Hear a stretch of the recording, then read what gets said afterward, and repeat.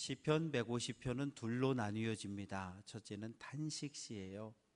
하나님, 내가 이렇게 질병으로 인해서 어려움을 겪고 있는데 하나님 왜 나를 고쳐주지 않습니까? 우리 자녀들의 인생의 문제가 이렇게 꽁꽁 묶였는데 왜 우리 자녀들의 삶을 풀어주지 않습니까? 하나님, 우리나라는 이러면서 하나님의 부재를 느끼면서 탄식하는 그런 시가 절반이고요. 그리고 절반은 감사하십니다. 하나님, 병에서 고쳐주신 것 감사하고 우리 자녀들의 삶에 복 주신 것, 인도해 주신 것 감사하고 받은 은혜에 대한 고난에서 건져주신 하나님의 은혜를 생각하며 감사하는 시가 절반인데, 오늘 시편 89편은 탄식시에 속합니다. 에스라인 에단의 마스길은 교훈, 기도, 그런 의미를 가지고 있어요. 에단이라고 하는 사람은 레위의 셋째 아들이었던 무라리의 후손입니다. 언제 등장하냐 하면 다윗이 여부스족이 살던 여부스성을 빼앗고 다윗성으로 이름을 바꾸고, 그리고 나서 오벳 에돔 집에 있던 하나님의 언약궤를 모셔옵니다. 그때 에단은 놋재금을 연주하던, 요즘 표현으로 하면 관현악단에 속해 있는 그런 사람이었고요.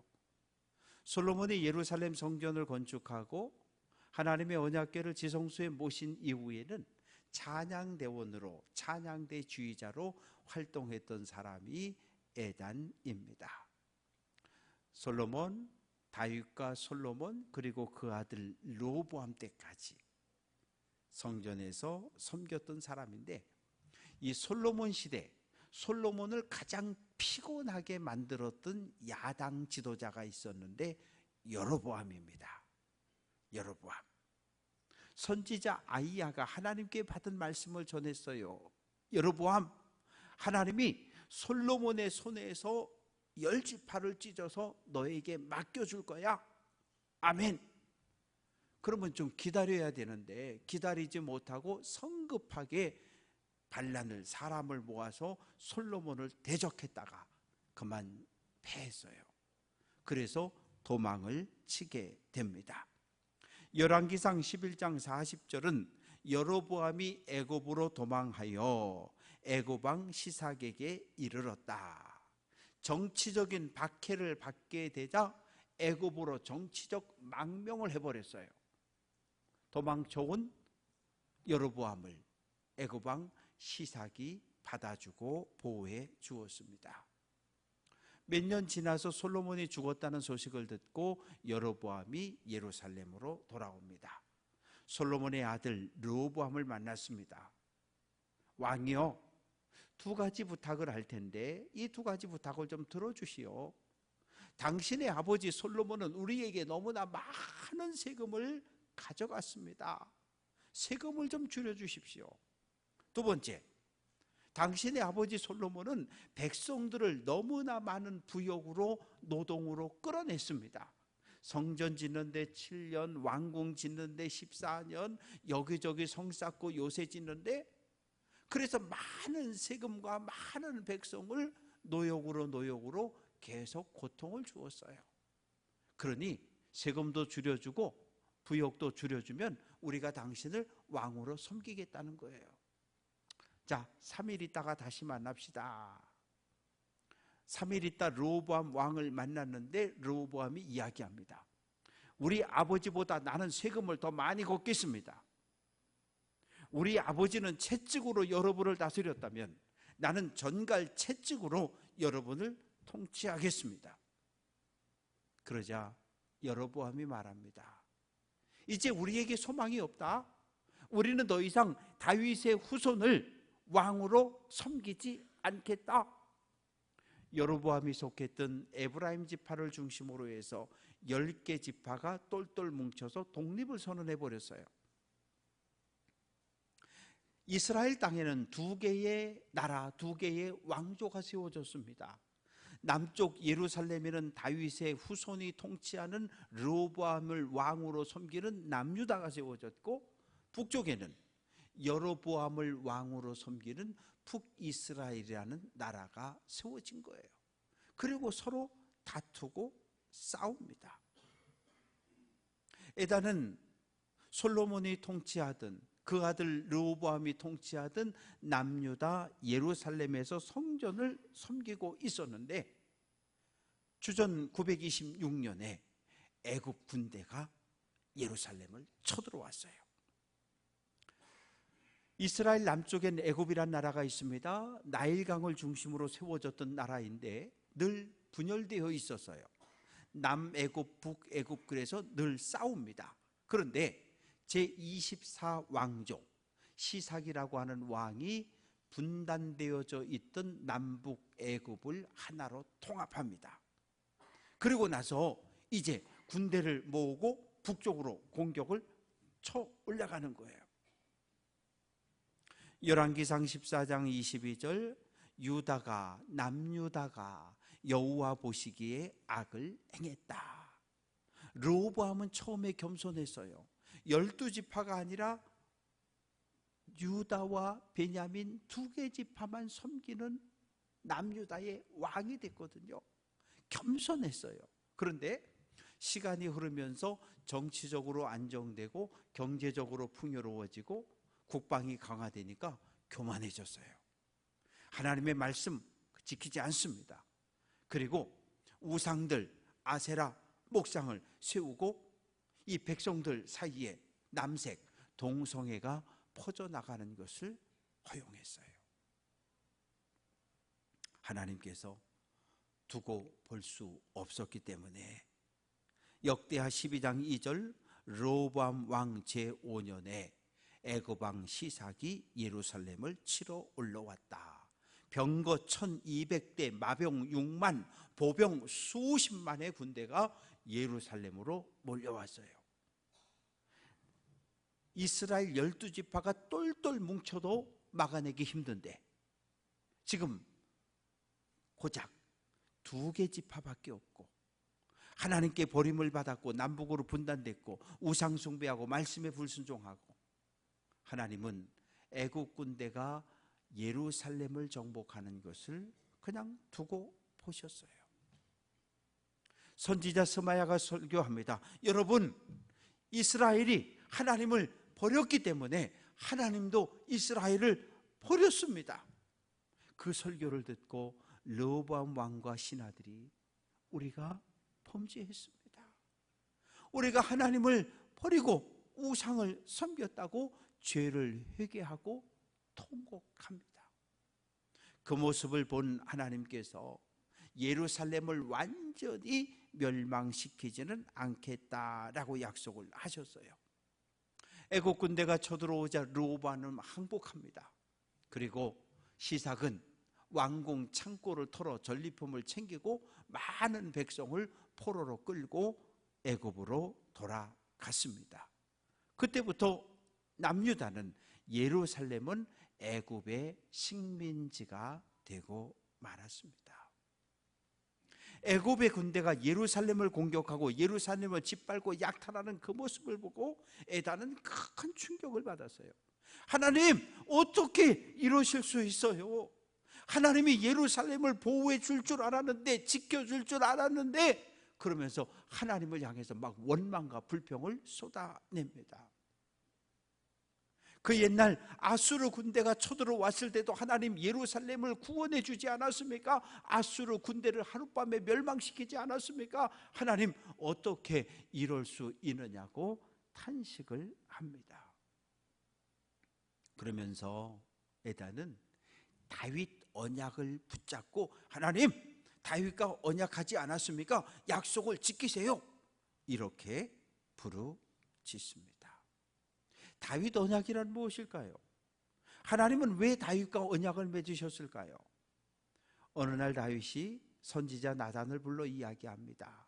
나는 이렇게 아름답고 화려한 넓은 왕궁에 살고 있는데 하나님의 임재를 상징하는 언약궤는 저 마당 천막에 있으니 내 마음이 불편합니다. 하나님의 언약궤를 모실 신전을, 성전을 내가 하나 짓겠습니다. 소원을 하는 거죠.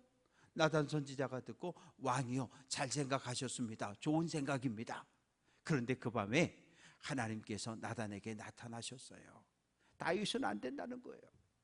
일평생 전쟁터를 누비며 그 손에 피를 너무 많이 흘렸기 때문에 성전을 건축할 수 없다는 거예요.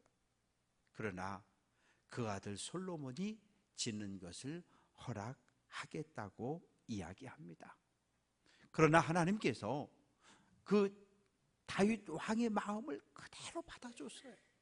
하나님을 사랑하고 하나님의 언약궤를 모실 그 신전을 짓겠다고 결심했던 그 마음을 그대로 받아주셔서 약속을 했습니다.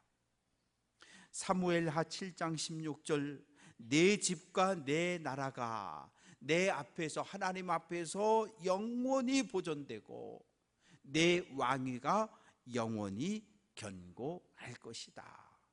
다윗아, 너의 가문이 영원할 것이고 너의 가문이 이스라엘을 영원토록 통치할 것이다 라고 약속했어요.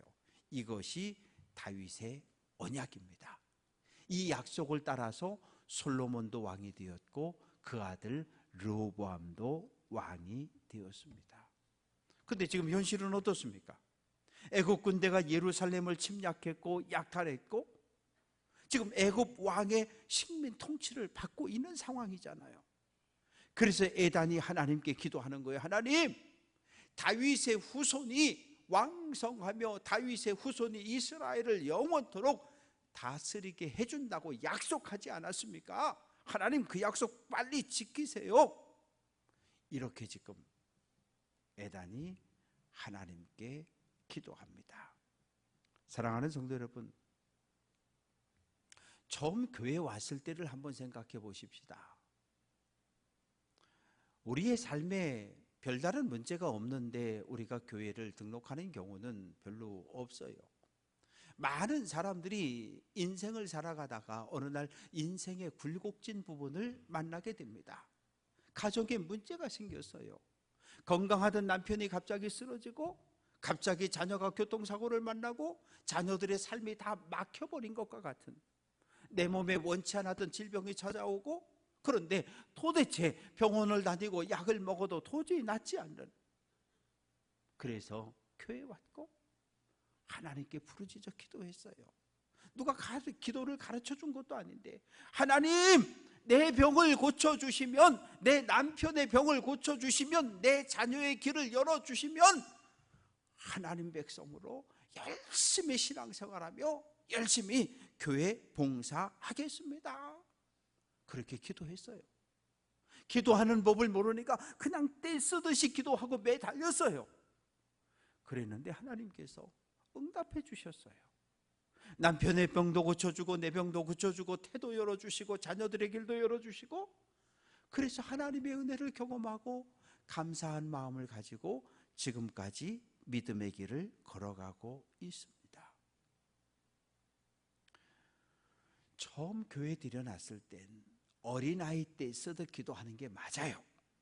그러나 10년, 20년, 30년이 흘러갔는데 지금도 어린아이 때 쓰듯 기도할 수는 없잖아요.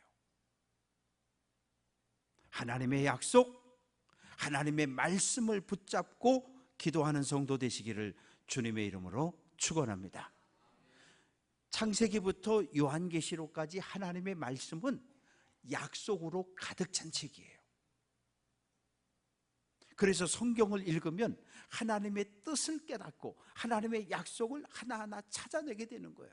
그 하나님의 약속을 붙잡고 기도하면 하나님이 우리의 기도를 들으시고 응답해 주십니다. 우리가 기도할 때 시작은 전능하신 하나님, 살아계신 하나님, 그리고 기도를 쭉 하고 마지막에 예수 그리스도의 이름으로 기도합니다. 아멘. 그리고 기도를 마치잖아요. 무슨 뜻입니까? 우리의 기도를 들으시는 분은 하나님, 우리의 기도를 듣고 응답하시는 분도 하나님. 그런데 우리가 마지막에 예수 그리스도의 이름으로 기도합니다, 이 말의 의미는 하나님의 뜻과 일치되는 기도, 예수님의 뜻과 일치되는 기도는 응답될 줄로 믿는다고 고백하고 기도를 끝내는 거예요. 우리의 기도가 하나님의 뜻과 예수님의 뜻과 일치함으로 늘 응답받는 믿음의 삶을 살아가는 성도 되시기를 주님의 이름으로 축원합니다. 그런데 오늘 우리가 처한 상황을 보면 기도도 잘 안 나오고 낙심되고 절망될 때가 참 많아요. 왜 그럴까요? 65세가 넘은 어르신들을 중심으로 이 설문조사를 했는데 가장 큰 걱정거리, 가장 큰 근심거리가 무엇입니까? 물었더니 1번 건강, 2번 돈, 이렇게 대답들을 하셨다는 거예요. 노년에는 넘어지면 안 돼요. 계단을 내려가다가 넘어져도 안 되고 화장실 갔다 미끄러져도 안 되고 넘어지면 무조건 부러지고 깨져요. 그러면 그때부터 바깥 출입이 어려워지고 교회도 못 오고 친구 만나러도 못 가고 막국수집도 못 가고 나갈 수가 없어요. 내 몸이 아프면 그 다음에 따라오는 게 뭐예요? 병원에 가야 돼요. 의사를 만나야 돼요. 경제적인 문제가 함께 찾아옵니다. 자녀들에게 생명을 물려줬잖아요. 자녀들에게 믿음도 물려줘야 돼요. 왜? 자녀들에게 생명을 물려줬는데 자녀들에게 믿음을 물려주지 않아서 자녀들이 믿음의 길을 걷지 않으면 자녀들의 삶에 어려움이 닥쳐오면 자녀들의 삶은 곧 부모의 삶과 연결되어 있단 말이에요. 왜? 생명으로 하나 되어져 있는 자식들이기 때문에 자녀들의 문제는 곧 부모의 아픔과 문제와 일치가 되어버리는 거예요. 자녀들이 잘 돼야 돼요. 생명을 물려준 자녀들이 믿음 생활도 잘해서 하나님의 복을 누리며 살아갈 수 있도록 주께 기도하는 성도 되시기를 주님의 이름으로 축원합니다. 고난이 당할 때가 있어요. 우리가 지금까지 살아오면서 많은 고난을 겪었어요. 그 고난에서 우리가 부르짖었고 하나님 응답하고 구원해서 오늘 우리가 믿음의 길을 걸어갑니다. 제가 예언할 수 있어요. 하나님 나라 들어가는 그 순간까지도 우리에겐 또 다른 고난과 또 다른 어려움이 분명 우리를 기다리고 있어요. 그러나 우리가 한 가지 분명한 믿음을 가지면 돼요. 하나님 나와 함께 하신다. 비가 내리고 구름이 꼈지만 구름을 뚫고 하늘로 올라가면 밝은 태양이 떠 있는 것을 우리가 알고 믿는 것처럼 어떤 어려움과 고난 속에서도 하나님 나와 함께 하시고 나를 보호하시고 지켜주신다는 확신을 가지고 믿음의 길을 달려갈 수 있는 귀한 성도들 될 수 있기를 주님의 이름으로 축원합니다. 18절 백성 중에서 택함 받은 자를 높였다. 하나님이 다윗을 목동 가운데서 딱 선택하셨어요. 사무엘 제사장이 왕으로 기름을 부었어요. 그리고 하나님의 영이 임했어요. 얼마나 좋습니까? 왕으로 기름 부음을 받고 약속을 받았는데 그러나 현실은 달라요. 사울 왕은 다윗을 죽이려고 창을 집어던지고 군대 3,000명을 이끌고 다윗을 잡아 죽인다고 10년을 쫓아다녀요. 다윗은 살겠다고 도망을 칩니다. 그뿐입니까? 도망 다니다 이스라엘 땅에선 피할 곳이 없어서 블레셋 땅에 정치적 망명을 갔는데 어느 날 다윗의 정체가 드러나 버렸어요. 다윗, 저놈은 우리 블레셋의 위대한 장군 골리앗을 죽인 놈이다. 그 순간 다윗은 어떻게 합니까? 갑자기 침을 질질 흘리고 수염을 쥐어뜯고 벽에다가 몸을 붙이고 벽을 벅벅 긁으면서 미친 사람 흉내를 내요. 그렇게 해서 겨우 목숨을 구한 일도 있습니다. 하나님의 손이 다윗과 함께하여 견고하게 하고 하나님의 팔이 다윗을 힘이 있게 한다고 약속을 하셨는데 하나님은 사울의 손에서 다윗을 보호하셨고 블레셋의 손에서 다윗을 구원하셨고 암몬과 에돔과 아말렉과 전쟁 속에서도 하나님 다윗을 지켜주셨습니다. 그리고 나서 왕이 된 거예요. 유다 지파 왕으로 7년, 그리고 12지파의 왕으로 33년, 도합 40년 왕 생활을 합니다. 모든 삶들이 편안했을까요? 아니요. 고난도 많았고 고통도 많았어요. 그 다윗에게 한 가지 믿음이 있었어요. 시편 23편 1절 같이 한번 해봅니다. 여호와는 나의 목자시라. 선한 목자 되신 하나님이 고난당하는 다윗을 찾아오셔서 구원해 주신 것처럼 오늘 우리가 고난당할 때 하나님 우리를 찾아오시고 우리를 위로해 주시고 우리를 위험에서 건져주심을 확신할 때 우리가 믿음의 길을 달려갈 수 있습니다. 믿음이 이렇게 일정하게 아니면 이렇게 믿음이 계속해서 올라가면 얼마나 좋을까요? 어떤 때는 정말 날마다 구원에 대한 감사, 은혜, 감격으로 인해서 날마다 하늘 위를 날아가며 신앙생활할 때가 있어요. 얼마나 행복한지 몰라요? 근데 어떤 날은 계곡 골짜기 가장 밑바닥까지 떨어져서 하나님은 안 계셔, 하나님 나를 사랑 안 해, 하나님을 회의하고 하나님을 의심하고 그런 날들을 만날 때가 있어요. 왜 그렇습니까? 하나님의 약속을 잃어버렸기 때문에 그래요. 하나님의 약속을 잃어버리는 그 순간 의심이, 회의와 불신과 원망이 찾아옵니다. 그럴 때 우리 곁에 와서 살살 속삭이는 목소리가 있어요. 이용호, 하나님이 널 버렸어? 하나님 너 사랑 안 해? 하나님이 다른 사람 기도는 다 들어줘도 네 기도는 안 들어줘? 사단이 우리를 유혹해요. 그럴 때 우리는 어떻게 할 거예요? 시편 121편 5절 같이 한번 해볼게요.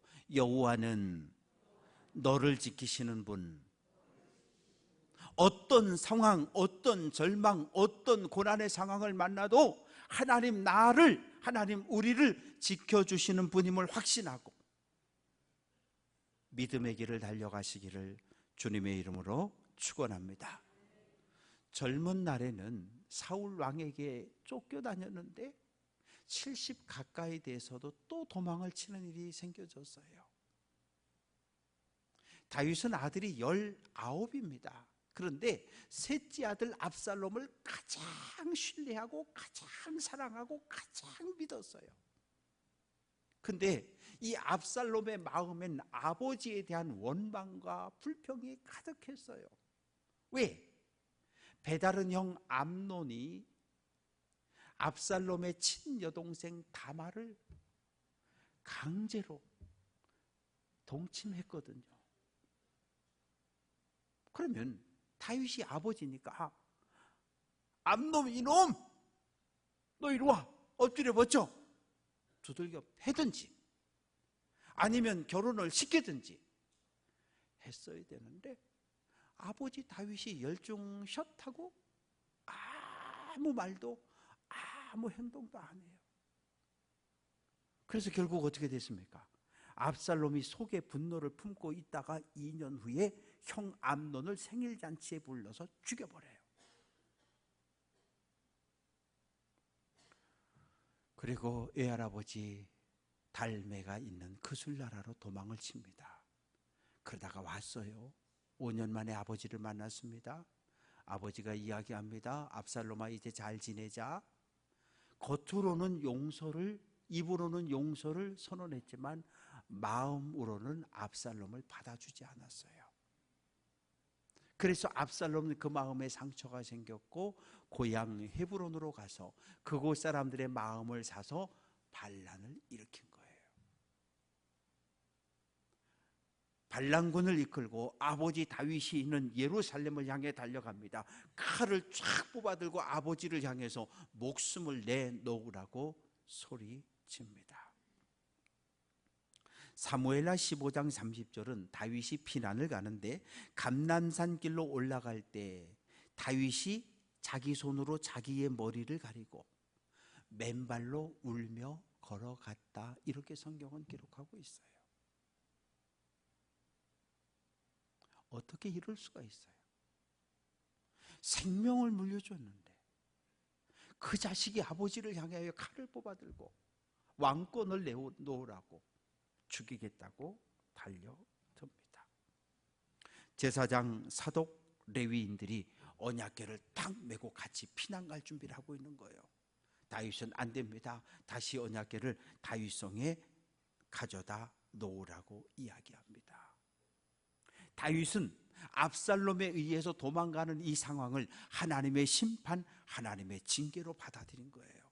내가 밧세바를 취하고 내가 밧세바의 남편 우리아를 전쟁터에 보내 죽였더니 하나님께서 그것을 아들 압살롬을 통해 나를 심판하고 있다고. 하나님이 나를 때리면 내가 맞아야지. 하나님의 징계를 온몸으로 받아들였어요. 나만 도망가면 되지. 하나님의 임재를 상징하는 언약궤는 나와 함께 이리저리로 도망가면 안 된다. 그래서 언약궤를 다시 가져다 놓으라고 명령합니다. 다윗이 원했던 것은 눈에 보이는 언약궤가 나와 함께 하는 것이 아니라 눈에 보이지 않는 하나님이 나를 보호하시고 지켜주시기를 기대했던 거예요. 왜? 사울 왕이 하나님을 배반하고 교만했을 때 어떻게 됐습니까? 하나님의 영이 떠나버렸잖아요. 그리고 악령이 들어와서 사울 왕을 괴롭히는 그 모습을 다윗은 두 눈으로 목격했습니다. 사무엘하 15장 25절, 만일 내가 여호와 앞에서 은혜를 입으면 하나님이 도로 나를 다 예루살렘으로 인도한다고 믿었던 거예요. 하나님께서 도망가는 다윗을 보호하셨고 압살롬의 손에서 구원해 주셨습니다. 이 아들 압살롬 정말 못된 아들이에요. 예루살렘을 점령하고 예루살렘에 남겨둔 아버지 다윗의 후궁이 10명이 있었는데 백주 대낮에 천막치고 아버지의 후궁 10명과 동침하는 아주 이런 악행을 저지릅니다. 그리고 군대를 몰고 아버지를 죽이겠다고 계속 추격합니다. 요단강을 건넜고요. 다윗은 마하나임까지 도망쳤어요. 마하나임은 국경입니다. 이제 압살롬이 쳐들어오면 국경을 넘어서 이방 나라의 정치적 망명을 해야 하는 상황. 그런데 그때 각지에 흩어져 있던 다윗의 정예 군대가 요압 사령관을 중심으로 마하나임으로 달려오는 거예요. 하나님이 세운 왕 다윗을 보호해야 한다. 그래서 요압 장군과 군사들이 몰려와서 다윗을 구해냈고 압살롬을 죽임으로 반란은 끝이 나게 됩니다. 에단의 눈에 비친 예루살렘의 모습은 참혹합니다. 성전이 약탈당하고 왕궁이 약탈당하고 모든 백성들의 집이 약탈을 당하고 많은 백성들이 붙잡혀서 애굽으로 끌려가는 그 모습 속에 에단은 하나님께 기도합니다. 26절, 하나님은 나의 아버지, 나의 하나님, 나의 구원의 바위라고 고백합니다. 그러면서 하나님, 다윗과 맺은 언약, 다윗의 언약을 지켜달라고 기도합니다. 다윗의 후손이 영원토록 지켜준다고 약속하셨는데 얼른 그 약속 지켜주세요. 이스라엘이 영원할 거라고 약속했는데 얼른 그 약속을 지켜주세요. 에단은 기도했어요. 사랑하는 성도 여러분, 우리는 기도 안 하면 죽어요. 유진 피터슨 목사님은 기도하지 않는 사람은 사탄과 결탁했다, 사탄과 연합한 한편이다, 이런 표현을 했습니다. 기도하지 않으면 받은 은혜를 기억하지 못하고 은혜를 받고도 감사하지 못하고, 기도하지 않는 사람의 입술에 찬양이 끊어지고, 찬양이 끊어지면 세상의 유혹과 시험에 넘어지게 됩니다.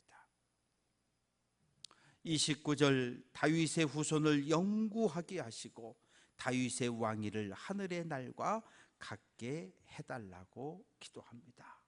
하나님이 계신 하늘이 영원한 것처럼 하나님이 약속한 대로 다윗의 가문을, 다윗의 후손을 영원토록 지켜달라고 기도합니다. 예수님은 다윗의 후손으로 오셨습니다. 예수님은 다윗의 믿음을 계승한 계승자로 이 땅에 오셨습니다. 어떻게 하면 복을 받을 수 있을까요?